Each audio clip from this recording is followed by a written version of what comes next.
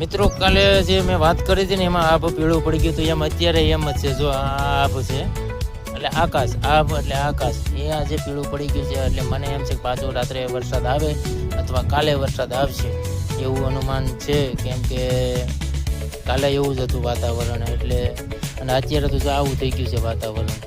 જો અને આ અમારા ગામની નદી છે, અત્યારે પાણી ઉતરી ગયું છે અને પાણી વધારે હતું થોડુંક, અને અત્યારે ઉતરી ગયું છે. અને હું અત્યારે આવ્યો છું પુલ માથે પાછું, તો ભાઈ કેટલું પાણી છે કેટલું નહીં એ જોવા જ માટે આવ્યો હતો. અને મેં કીધું હવે વાયરલ કરી દઈએ આને. તો મિત્રો અમારા ગામનું પુલ છે, અમારી ફૂલઝર નદી છે.